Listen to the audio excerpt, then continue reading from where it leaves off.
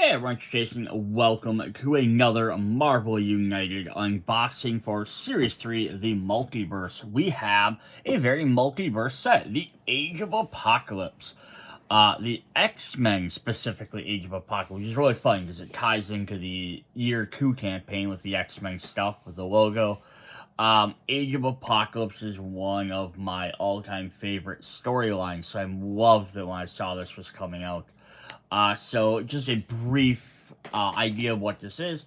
So, Professor X's son, Legion, goes back in time to try and kill Magneto. Basically, he figures if he kills Professor X, is his dad's main rival, then his dad will have an easier life, right? He won't be constantly fighting against his rival. Shenanigans happen over this and that, and X-Men are trying to stop him from going into the past and do all this. And he accidentally kills his father instead, so he kills Professor X. So basically, this is the world of what would have happened if 20 years in the past, Professor X had died, and he wasn't there to create the X-Men stuff. And then what happened was Apocalypse woke up early from his slumber, basically decided, hey, I'm going to conquer Earth. And Magneto decided, hey, I'm going to take up my friend's, dream of uniting mutant kind, and he basically formed the X-Men. So then fast forward to the present day, it's Magneto and his group of X-Men, which are made up of various slightly different versions of all the characters, but some in this alternate reality, some of the villains like Sabretooth are now good guys. Some of the heroes like the Beast are now bad guys, who are ones we got in this set. There's new characters we've never seen before. Some that maybe had been around very little in the X-Men comics that had bigger roles because they survived, such as Morph, who used to be Changeling, who had died very early on in the comic books, is now a main character. Or Blink, who is also a character you can get in the X-Men Kickstarter expansion stuff from the previous year. She died again early on in the Generation X comic books, like before Generation X had started, and then she's one of the main characters in here. There's some other things like Wolverine's different, and Cyclops and Havoc are working on the side of with Sinister. There's some really cool, interesting stuff in this in the world. So I really like they brought this in here. We got some really cool stuff. So we're gonna get this is a Kickstarter exclusive expansion. So yeah, this is if you're looking to see this out in the gaming stores or eBay and you're looking at picking up, we'll find out what's in this. We are gonna get 4 brand new heroes, kind of 5. So we're going to get Magneto, a new version of Magneto, a hero-only version. We're going to get the shape-shifting Morph. We're going to get Sabretooth, of course, our 5th kind of person's wild child, who comes with them. They're a pair. Then we also get X-Man, who is an alternate version of Cable. So yeah, he's pretty cool, plays the range. And then we'll get our 3 villains. We have Beast, Dark Beast hiding up here in the corner. The titular Apocalypse for his Age of Apocalypse, who's again now a villain only, versus him and Magneto were anti-heroes in the previous sets. And then we get Apocalypse's son, Nemesis, up there, who does go by another name. In the Age of Apocalypse, I'm just not going to bother to talk about. If you've read the comic books, you know what I'm talking about. But they decided to go with calling him Nemesis, his updated name for this set and future comic book references lots of times, so that's what we're going to go with. So cool. We got a couple of neat stuff in here to go over. So let's go ahead and hop into our new location. So on the back, I love that they'll have the X-Men logo to tie in with the X-Men sets as well, which is really neat. We're going to start with Avalon. So Avalon is usually like when Magneto's headquarters. This one kind of just is a general Magneto thing, not necessarily Age of Apocalypse specific thing. But here we go. It says, end of the turn, if you have 1 card in hand, draw until you have 3 cards. So it's a healing place, right? You go back and you kind of heal back up. So then we have the Human High Council base. So in this world, mutants are on top. Apocalypse rules almost all of North, South America, that entire hemisphere. Europe is kind of still free, like they're still struggling. Humans are, they're not just like treated bad, they're basically treated as they aren't anything. Apocalypse does not like humans at all. He's trying to get rid of all of them, and have it only be a mutant world. X-Men are fighting against that, of course. So it's a very dystopian future.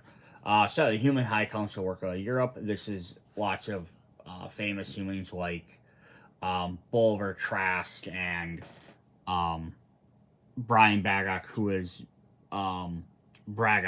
Captain Britain, but he doesn't have his powers, but he's always still been a human. Then some other people like Emma Frost removed her telepathic part of her brain so that she could work with them. Yeah, some really interesting kind of thing there. And also in this world, just to note, is that most of the regular non-mutant heroes don't exist. Like Punisher, Peter Parker, Peter Parker. Lots of them guys have been defeated. Fantastic Four, they never went in their space shuttle because this all started 20 years prior to when the current comic books were usually taking place. In the past is when it started. So lots of that stuff, they never took off. This never happened. They do have some of the, they have a couple issues where they go over some of the human stuff, like Gwen Stacy's still around. Iron Man, or Tony Stark is trying to do some stuff, and, some other people. Donald Blake is around, but he's not Thor. Some cool stuff there. Matt Murdock has actually gotten some enhancements from Apocalypse. He just to kind of work with him. Yeah, from him, from Mikhail Rasputin, one of the Four Horsemen. So yeah, some pretty cool stuff in there. Alright, I'm going to quit trying to gush about the storyline. Let's get into it. So, at the end of the turn, you may gain one move, heroic, or attack token. If you do, you must add one thug to another location not adjacent to this one. So you're kind of prepping, but the threat is coming. And then we have the core of the Seattle slave camps. So this is where they kept humans to use them to work for stuff. End of the turn, you may add one civilian from the pool to the rescue civilians mission. If you do, if there are any thug civilians or other heroes at this location, you must discard one card from your hand to the bottom of your deck. Cool, so basically you can rescue an extra person, but it's going to cost you something to do that. Then the last one we have is Dark Beast Laboratory. Any henchman entering play in this location has +1 health. Neat. And then you may discard one card from your hand to the bottom of your deck to deal 2 damage to a henchman in any location. So kind of like sabotaging. His Dark Beast is kind of, he's bad. He works for the bad guys, but he's also kind of working for himself all the time. Alright, let's hop into our heroes. Because we got some really cool ones to go over. First of all, we're going to go over one of my favorite characters in general is Sabretooth. But I also love the Age of Apocalypse because he's a good guy. I love this costume and stuff too. Yeah, Victor Creed and running around with Wild Child, who is basically nothing more than a feral beast, basically. But Kyle Dibley. So he keeps him around this chain. But he also raises Blink. And then eventually those could go on to be part of the Exile comic books, plus Sabretooth comes back in the re-anniversary of the Age of Apocalypse storyline for a while, which is really cool. But yeah, it's really neat. I love the orange elf. But yeah, but he's a good guy, and it really showed that, like, hey, Sabretooth can potentially be a hero or a good guy. They just never let him be in anything. Every time they try in the normal one, he eventually turns back to being evil. Alright, so what does he have, or what do they have, rather? So, Sabretooth and Wild Child. They have move heroic, move and attack, wild and double wild. Cool. I would have loved if they would have them separate from each other, like at least a removable base or something, but I get why not. So we have 2 copies of Wild Child Unleashed, attacking an adjacent location, and you can move. We have 2 copies of Wild Child Tracking, moving either direction to the next location with any thugs. If you do, attack there. We got 3 copies of Claws and Fangs, double attack. So these guys are, fairly simple. What they get, what's done. And then of course we have a starting hand card. We have Regenerative Healing Factor. As long as this card is face up on the storyline, at the end of the villain turn, you may discard 1 Crisis token if you have any. And if you have fewer than 3 cards in your hand, you may draw 1. Cool, and attack. That's Sabretooth and Wild Child. Pretty straightforward characters. They're not going to have any special gimmicks trying to do this or that. They're just, hey, we're going to go around and beat the crap out of stuff. And he does have a fierce rivalry in the comics with Nemesis. Which is kind of cool that we got both of them. Alright, our next hero up is Morph. This is Kevin. I'm going to say it's Kevin Sidney. That's his name in the Exiles comic book, which is a different universe version of this Morph, who is also technically, who's also different than the one that's in the X-Men cartoon, even though in the 97, the updated one, they changed him to look like this. It's kind of weird. So, like, he was originally Changeling, had this big giant purple helmet, wasn't really in many issues, just kind of like a odd side character, died posing as Professor X. And then after Age of Apocalypse ended, they had an ongoing series of Exiles who are time travelers, going to Multiverse, doing stuff, and then this Morph that looked just like this showed up, whose name was Kevin Sidney, so I can't 100% say it's the exact same name as the one from the other one, from the Age of Apocalypse. But yeah, him and Blink, but he was a different one. But he went around and did that for a long time. Really cool character.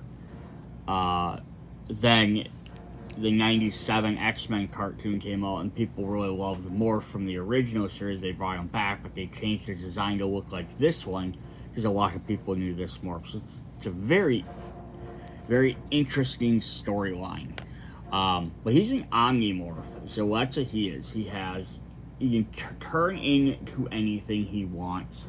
I don't recall if he can turn into like liquid or anything like that, or like launches appendages off necessarily. I know he can like shoot stuff, but he's almost nigh indestructible. He has been torn apart before, but so he has move and wild, single wild, single wild, single wild, double wild. Yeah, so he's pretty crazy. He has adaptive shape, so he's turning into Colossus and Wolverine. So that's kind of funny because he's turning into the, like, all the shapes is kind of where the current X-Men as opposed to the Age of Apocalypse stuff. If the previous hero in the card in the storyline has at most 1 symbol at the bottom, you may do a wild. So he always gets a wild for this, as long as they have something below it. Then not all cards do it. But gives him a move. He has another one that gives him a heroic, and another one that gives him an attack. Otherwise, they're the same. He has aggressive shape. Do double attack against a single target in your location. If it's a villain, you may then move to an adjacent location. Defensive shape. Ignore the first damage you would take during the next villain turn. And then he does have 2 starting hand cards. He has Untrackable. When a Master Plan card is revealed, you may turn this face down to avoid being the target of a villain or henchman effect that would make them end their movement in your location. They ignore you instead. So if they have something that would say move to the next hero location, yeah, so that's kind of cool. Avoid being the target of a villain or henchman effects that would make them end their movement in your location.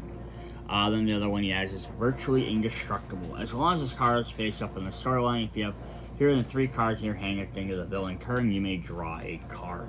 So you have 2 guys that can keep healing. So these are kind of Age of Apocalypse, all about survival. So you got these guys that have lots of survivability. Alright, our next hero, we're going to jump in, we're going to look at Magneto. Good old Eric Magnus. So this one, yeah, he led the X-Men. And there's a couple of different teams in there. But he's also married to Rogue, which is really cool. Then he has a son who he named Charles, who's like ripping up the metal floor there. It's just kind of neat. But yeah, he's got the white braided hair instead of his normal helmet. He's just as much of a badass as he is in any other universe. But yeah, he is. So let's go ahead and take a look at him. I think this is one of them things where in the comic books, after this came out, they started realizing, you know what, Magneto could be a good guy. I think this is kind of not the only linchpin, but I think this definitely helped, because he did lead the New Mutants for a while. But I think this comic book really helps solidify him where he could be an X-Men or a major character. He's not always evil. I think this one definitely helped. So, alright, he has Magneto's Age of Apocalypse. Plus, they started the cool costumes that have like the little bubbled bangs around them. So he's got a move, heroic, move and attack, just attack. He's just going to throw a bunch of metal at you. Heroic attack, his wild, and his double wild. He's got 2 copies of Magneto Kinesis. Double attack split as you like in your and adjacent locations, or triple attack against a villain in your location. So you either take a bunch of couple of tiny guys, or he can just strike one villain super hard. And then he's got 2 copies of Leadership. Distribute 2 wild tokens from the pool amongst other heroes. If you do, discard 1 card from your hand to the bottom of your deck. So although you do lose it, at least it stays in your deck. So you're not losing it for good, which is nice. But yeah, he's got 2 of those, which will be very helpful leading your team, give him some extra options to do. He also comes with an equipment card. So if you haven't watched other videos for how equipment cards work, so what they do is you can put them in the deck, but you're supposed to remove your double wild as an exchange. But then when it's out, you can use its ability. He's the only guy in this set that has an equipment.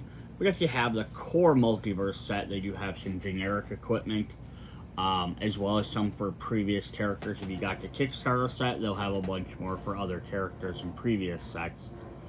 So he has his helmet says permanent. If you're forced to play your hero card face down or randomly, you may instead turn your earliest face up card on the Starlight face down to ignore the effect.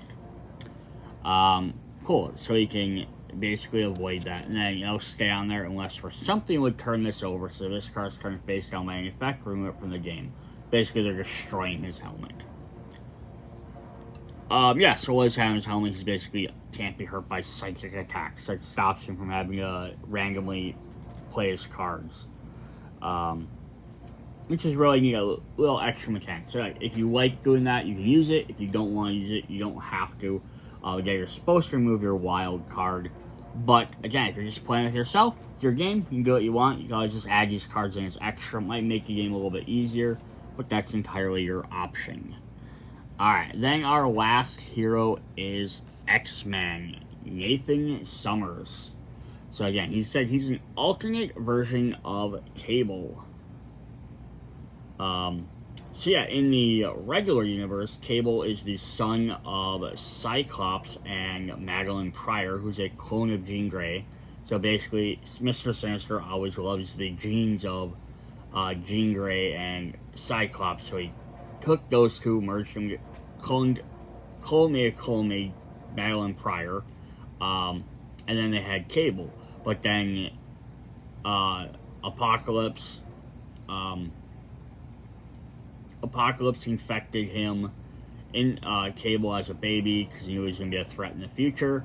The techno-organic virus, why he has big metal arm and everything.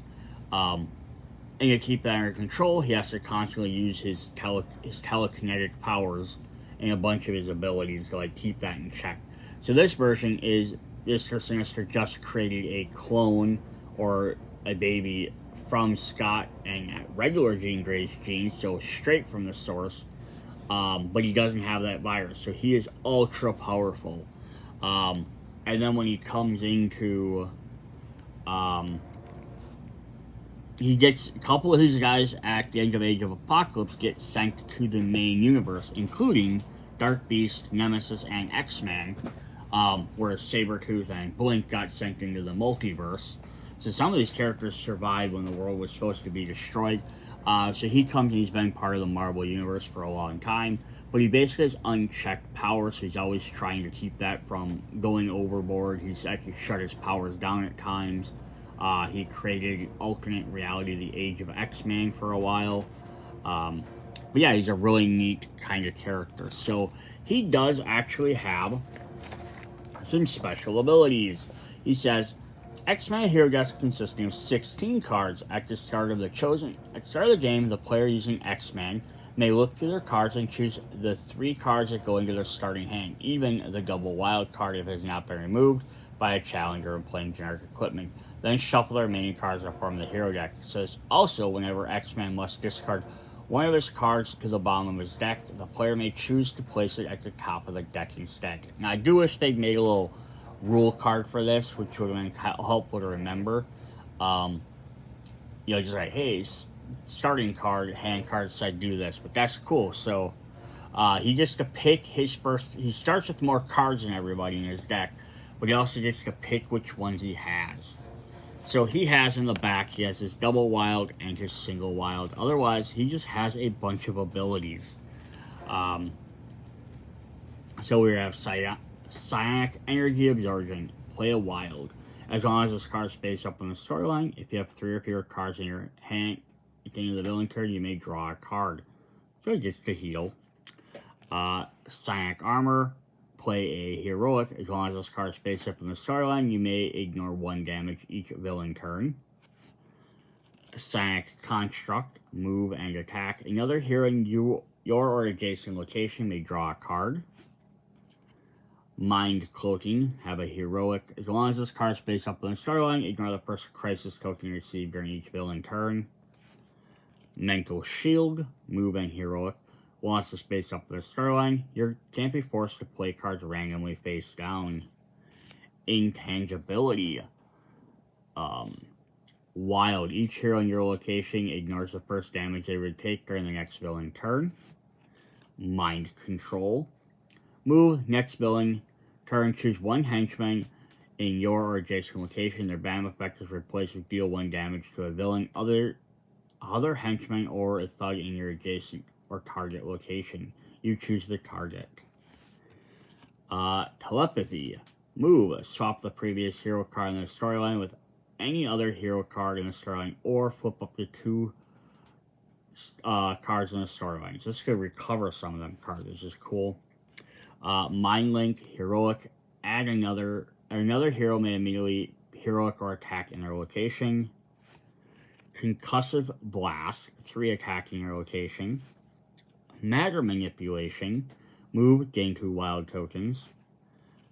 Teleportation, you may move to any location. You may bring any number of your heroes in your location with you. Concussive Energy, double attack in each location. And finally, Telekinetic Flare, triple attack in adjacent location. Now, one thing I kind of feel about him is, although you're like, dang, he has all these really cool abilities and he's like overpowered. He is overpowered. That's the whole point of him, first of all. You don't want overpowered characters, don't play as him. Secondly, is that even though he is kind of overpowered because he has a lot of stuff, he does have a lot of stuff where he only generates 1 symbol at the bottom, where some of the other heroes have the ability to sometimes generate 2. Also, the fact is he has cards that do this, do this, do this, do this. Some of them don't generate as many symbols on the top, or they have effects that have to wait for something to happen. You have to wait for a villain to do this to trigger. So this could kind of slow him down. But it's also kind of, I feel like analysis paralysis overload. Because, right, you got to decide what's best to start with. And if you're like, oh, well, these attack cards are really good. Cool. But you have to go farther in your deck to get some of them. You start off with certain cards. Do you play the ones that only work while they're in a storyline? or do you want one that you want to be able to move right away? Like, you have so many more options to do stuff than other decks. Like, I mean, if you compare it to Sabretooth, where it's like healing factor, but otherwise it's, you know, attack cards, attack cards, attack cards. You know what Sabretooth is doing. He's going around attacking. Morph has a lot of wild stuff, right? He's going to get him wilds or wild symbols. Magneto had a couple of attacks, or he's going to be giving people tokens. They have one or two options they're doing stuff. Where X-Men has so many options, it's going to be like, what do I pick? How do I focus it? And then, oh, he can do this, but now it's farther in your deck because you have even more cards than everybody else, because he has 4 more cards. It's 4 more cards you have to dig through versus everyone else. So yeah, it's a really neat idea. It's a really cool deck, different than everybody else. But yeah, you can definitely see where it could drive some people a little bit like, you know. Alright, let's look at our villains. We have some cool villains. So we have Hank McCoy, the Dark Beast.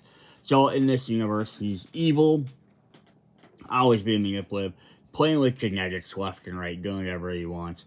Again, he gets sent back in time as well. And he actually, and I love that they did this, so there are, one of the other characters that gets sent back in time as well as Sugar Man. Dark Beast basically creates the Morlocks. And then Sugar Man, who's another villain we don't have in this set, he gets sent back, he creates the Mutates. They're on Genosha. But because Dark Beast creates plays with stuff, he creates the Morlocks, using technology or techniques that Mr. Sinister taught him. Mr. Sinister in regular universe found out, and he's like, wait, somebody created these using my stuff that wasn't me, got pissed off, and created the Mutant Massacre, which he summoned the Marauders to go down and kill a bunch of the Morlocks. So it's kind of like neat, because it's like the way the storyline worked out like that, where it's like, oh, like this happened, but we never really knew why he did it, and then now here we go years later, it's like, oh, because this is why he did it, exactly. So I have to back the camera up a bit here, because we have a big special board for him. I didn't even back it up far enough. The Dark Beast here has a special setup. He has a big giant hex board. Replaces your regular missions. So the standard 3 mission cards are not used in this game. You can play as him as a super villain. Alright, so if we flip this over, he has some special stuff. So at the bottom here, he has either 4, 5, or 6 health. We're going to look at the top here. I'm going to see and scoop this up a little bit. He has Restore Mutant DNA. To complete this mission, heroes must fill all the slots by placing rescued civilians, defeating thugs, and clearing threat tokens on the leftmost matching empty slot. If a civilian is rescued, a thug is defeated, or a threat is cleared but doesn't match the leftmost empty slot, that token is discarded instead. Any effects that affect 3 standard missions affect the Restore Mission DNA. So it says special rules. While Restore DNA mission is incomplete, Dark Beast can't take any damage. Cancel all special effects on mutant hero cards. So yeah, that's kind of crazy right there. So they don't have any other special effects on their cards until you complete this. You have to like rush through to try and get this done. Once Restore Mutant DNA is completed, Dark Beast is vulnerable to damage and becomes under pressure.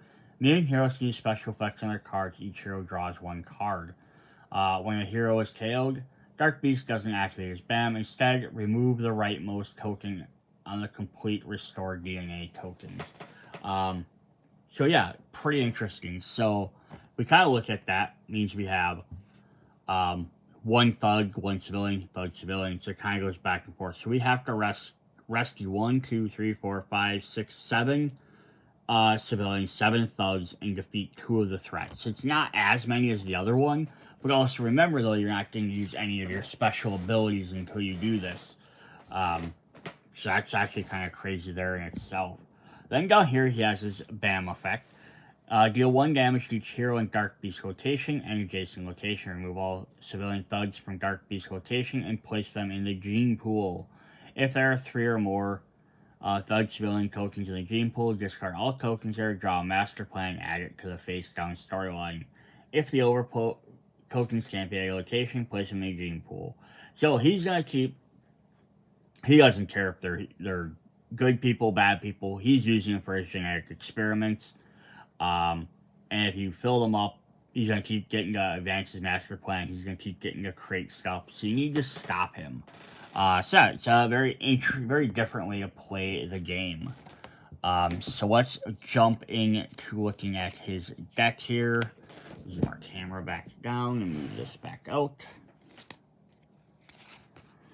Alright, so he is going to have some threats to begin with. His threat cards. So this is interesting. So he's going to start with the Madre, who are kind of like the one of the henchmen from the Age of Apocalypse. Actually trying to be Jamie Madrox's. So they did go around. They're kind of like Dark Disciples. Bam, deal 1 damage to 1 hero in each location with 1 or more thug and Madre can't be damaged as long as there are any thugs or civilians at that location. You gotta take everyone else first. Now what's also fun is his next henchmen are actually ones when he goes back into the regular Marvel Universe and he forms the Brotherhood with Havoc for a while, so yeah, crazy there. And you get some of these other people and they're working with them. So they're from the regular Marvel Universe. And you can even access his dark genetics because he's still doing that. And then when the M Day happened and mutants lost all their powers, he experimented on other people and stuff to try and figure that out too. So yeah, there's some definitely interesting, kind of like a play of him being from both universes in this set.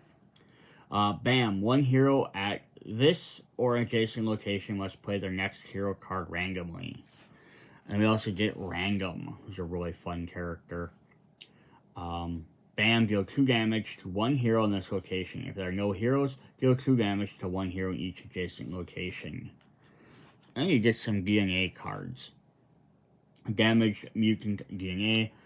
Heroes starting their turn at this location must ignore 1 action symbol at the bottom hero card of the storyline. Which really already you can't use your special effects, and now he's going to limit your actions. Altered Mutant DNA, heroes start at this location, must discard 1 action token if they have any. And then Modified Mutant DNA, heroes starting their turn at this location with 2 or more cards in their hand must discard 1 card from their hand to the bottom of their deck. So he's kind of a pain. Alright, then his main deck of cards is he has the Slave Pits, which has 0 move, and bam, add 1 civilian to each location except for Dark Beast location. And he gets another one where he has 1 movement. He has Moderate Duplication, add 1 thug to each location except for Dark Beast location. That's a 3 movement. He has 1 of the 5. He has Superhuman Senses, which adds a couple different things and moves. So the next turn, villain turn, Dark Beast ignores 1 damage each hero turn. He's got another one, some different drops and movement. Deceive heroes. Until the next turn, heroes can't damage Dark Beast unless they spend heroic in his location before attacking him. He's got another one, some different movements, and a third one. And then the last 3 he has are Claws and Fangs, just from different stats on each one. Which say, deal 1 damage to each hero in Dark Beast location. So, very interesting, different type of villain. Would have been kind of neat if he somehow utilized the DNA tokens from Mr. Sinister.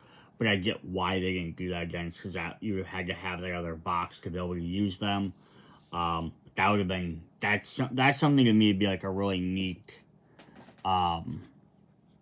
extra thing if they ever did, where it's like, hey, you own all this stuff, here's some extra things to boost those sets you own. Cool. Alright, so we're going to look at our next villain. We have Nemesis.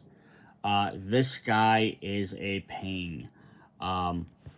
Also, interestingly worth noting, at least for a couple issues, he was part of the Exiles with Blink and Sabretooth, even though he's like their arch nemesis. Because he did get picked up in the whole thing, so it's kind of funny there. So starting color is supervillain. He gets more depending on the number of players. So what does he do? And then we'll look at his miniature. So he has 6, 7, or 8 health. He has special rules. Nemesis can't suffer more than 3 damage in a single hero turn. When a hero is KO'd, Nemesis doesn't activate. Bam. Instead, add 2 crisis tokens to this dashboard.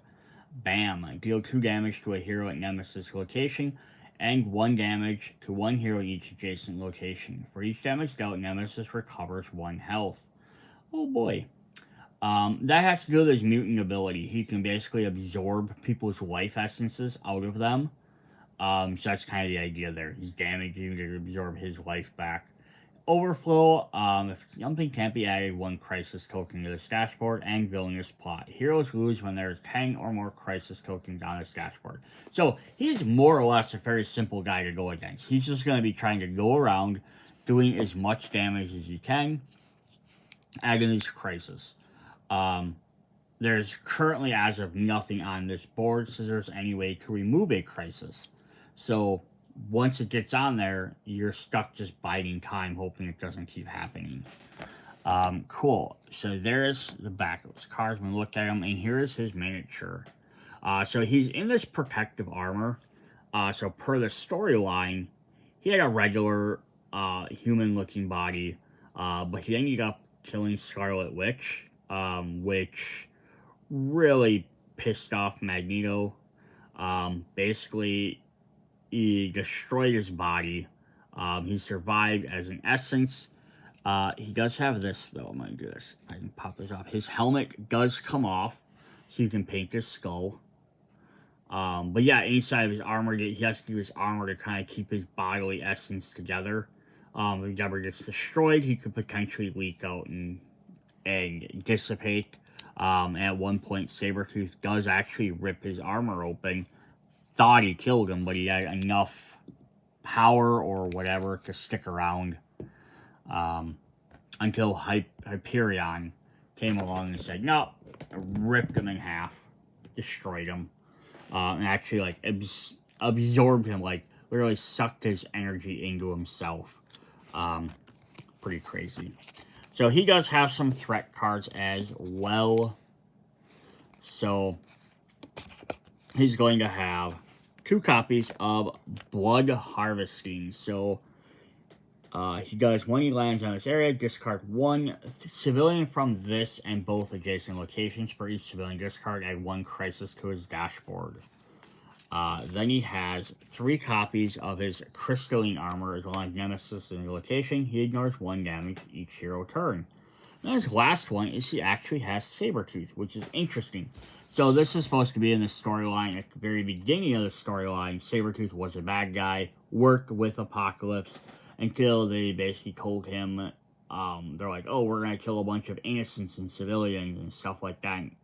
And Sabretooth's like, no. He's like, I'm fine taking out other people that are a challenge and stuff like that, but then they're like, I'm not going to just kill a bunch of random people, which is a little bit different already for Sabretooth, which is interesting.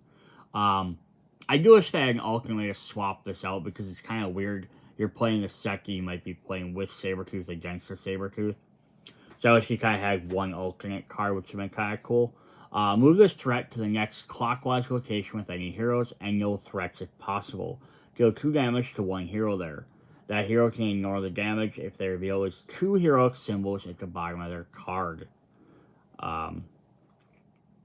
Yeah, so he's going to kind of sit there and not do anything, but then once threats start getting taken out, he's going to start moving around the board. So he'll sit around and not do anything until you actually take him out. Start taking out other stuff, which is very interesting. Alright, then we have some basic movement cards for him. We have 1 movement, another movement. We have some 2s. Just drop different thugs or civilians on the board. A 3. the 4, and he has a 5. Again, very, very straightforward. And then he has a copy of Spirit Breaking, where he has those symbols on the bottom, and then he has this one. It says, heroes that have been KO'd during this villain turn must remove the top card of their hero deck from the game. So that kind of sucks as well. But yeah, otherwise, he's pretty much one of the more straightforward villains. Nothing wrong with that. I actually don't even have any issue ever getting those, just because it's like, sometimes that's what you want. You don't always want a gimmick. You just want another straightforward villain. But you don't want to be like, oh, I gotta play against Kang again for the umpteenth time because I need a regular villain, Oreo, or against whoever's in the base set, you know. Against Taskmaster for the 12th time because we need a basic character. Alright. Then our last big baddie of the set is Apocalypse from the Age of Apocalypse. Just some really different and unique armor. He has special setup. Set aside the Supreme Strategist Master Plan and place it on top of the deck after shuffling it. So it does say Starting Master Plan card. Replace Defeat Thug's mission card with the Reset Timeline mission. Then shuffle 7 threat cards and randomly place 6 in play. Keep the 7th face down on the side available as a surprise henchman. So yeah, he's got a little bit different setup there. And then he has a special timeline card we'll look at in a second here. He has 6, 8, or 10 health. Special rules. Unlike standard rules, only the henchmen in the location opposite to Apocalypse activate their BAM. If there's no henchman there, activate the first one in the next clockwise location starting from there. Only the henchman that activates will be can be damaged until the next turn. So it's kind of like this commanding little chessboard type thing. When a hero is KO'd, Apocalypse doesn't activate his BAM. Instead, remove the top card of that hero's deck from the game. So he's just going to keep wiggling you down. BAM. Each hero in Apocalypse and both adjacent locations remove the top card of their hero decks from the game. And overflow if 1 or more tokens can't be added. Deal 1 damage to each hero in that location. So how does he beat you? He doesn't beat you by trying to compete some master plan or doing this, because in this world, he's already basically won. As far as he's concerned, he's in control. He's just picking up the scraps. So he beats you by wiggling you down until you are nothing. He's just going to keep KOing you over and over and over, or bamming you until you basically have no cards left in your deck, and eventually you can't revive at all. Your only hope to win, well, basically you need to defeat him, but to do that you also want to reset the timeline. So to do this, the special ways they are linked together, so you have to play 2 heroic tokens at the same time. So you have to be able to place them both, 2 heroic action at the same time to place 2 tokens at the same time. They don't have to be 2 tokens. So you have to do this 3 times in order to reset that, and that does replaces the thugs. Yeah, so that's kind of neat. So you have a little different way. We've had some other ones like that in the past. So yeah, let's take a look at his miniature quick. We'll zoom this back down. So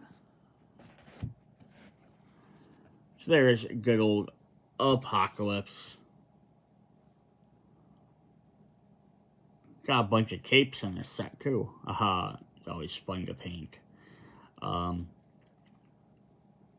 Yeah, so he's gonna go through. We gotta try and, in the comic books, to reset the timeline, we end up needing to find some people that didn't exist. So they had to find Ilyana Rasputin, which was Colossus's sister, because at the time she had been dead, which eventually got changed in the comic books as well. She also, they found Destiny, so she could use her powers to kind of sync the multiverse, see different stuff. And then they used Bishop, who was actually trapped from the original Bishop, because he's already from an alternate time. He actually lived from the 20 years in the past all the way to the future, and then they realized, and they just sent him back because he didn't exist either. Alright, so Apocalypse has some threats. He normally has 6 threats. He has 1, 2, 3, 4, 5, 6, 7. So he gets 7 of them. Who are his threats?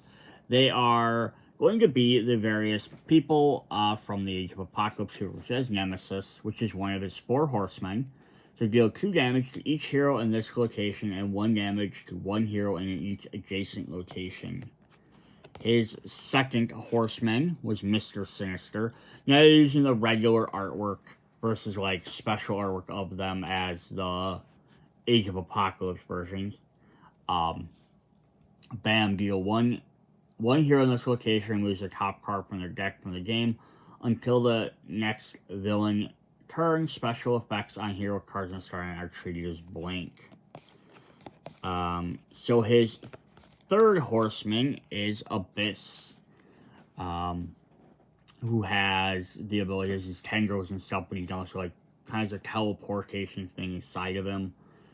Deal 1 damage to each hero in the game. Now, they don't have the fourth horseman here, which would have been Melchiel Rasputin, which was Colossus's brother. He didn't really play a major part in the rest of the overarching Age of Apocalypse storyline. He actually played a part in the Universe X, which is where they're following the regular humans around. So they didn't do too much with him. But we do get Dark Beast, one of his main geneticists. Bam, remove 1 health from an adjacent henchman, if any. Apocalypse gains the same number of health, may go above starting value. We did mention Sugar Man before, so we do get him. Little gross fella. Tongue that he stabs people with, wields some weapons. He actually is protecting Ileana. Colossus and the Generation X have to go after him. Bam, each turn each civilian in this and adjacent locations into thugs. Move Sugar Man to the opposite location, swapping him with the threat there, if any. Then each hero in location with 1 or more thug take 1 damage. Then we also have Shadow King. The Shadow King didn't at all look like this. He was basically like in a jar, but he was like their interrogator, which is really cool. Bam, heroes in this and adjacent locations must turn their earliest card in the special effects storyline face down. If they can't, they take 1 damage. And then finally we have Havoc, who doesn't have this uniform. He has a different one, but him and Cyclops were raised by Mr. Sinister. They were the head of the X-Factor team, the Factor X team, rather, which is all paired with siblings, so it was like Northstar and Aurora, Sam and Elizabeth and Josh Guntry, so Cannonball and his family, the Bedlam brothers. So they're all like siblings that were all raised and worked for Mr. Sinister, which worked for Apocalypse. But Cyclops eventually decided he was going to be good. Havoc was always, nope, I'm just always raised. Like, he didn't know any better, right? So he does 2 unpreventable damage to 1 hero in each adjacent location. So cool. Alright. Then what are we going to have for Apocalypse himself? We are going to have some basic movement cards. So 0 and Bam. A 1 with some different drops. 2 with some different ones. And his Bam effect is big enough, right? It does each hero in adjacent location with top card from deck. So he doesn't need to really do a lot of damage with that. He's just going to go ahead and start removing your stuff. He's got 4. He's got some 5s. Alright, then he's got 2 special cards. Different symbols on the bottom. So he's got Ace in the Hole. Place a surprise henchman in the location opposite of Apocalypse. If there's already a threat there, replace it with surprise henchman. Then replace threat becomes a new surprise henchman, and then bam. So yeah, he can pop in one of these other guys whenever he needs to mess stuff up, right? Then he has his starting master plan card, the one you have to start with, which is Supreme Strategist. It's a 0, bam. Each hero must discard their hand and draw the same number of cards. They are not KO'd by this effect. So interesting. So this comes off. So basically, it's like you start off, you have a couple of turns. Then all of a sudden, boom, he's going to reset everybody's hand right away. So he just messes everything up right off the bat. So you know this is coming if you've played against him. So you just got to kind of prep like oh, I got this cool hand, what do I do with it? It's kind of funny because if you're playing as X-Men, you start with your main 3 cards, you're going to get to play one of them, and then he's going to make you shuffle everything back in anyhow. So that's definitely cool as well. Alright, this is what we have for this set. Back this up a bit. Drop these over. We have Age of Apocalypse. Alright, hope you guys enjoyed this video. Yeah, Kickstarter exclusive again, but it does have some really alternate cool figures. Some neat guys that you might enjoy. If you really like them. Sabretooth, Morph, X-Men have some neat stuff in there. Some neat villains who play a little bit differently. So it might be something worth picking up.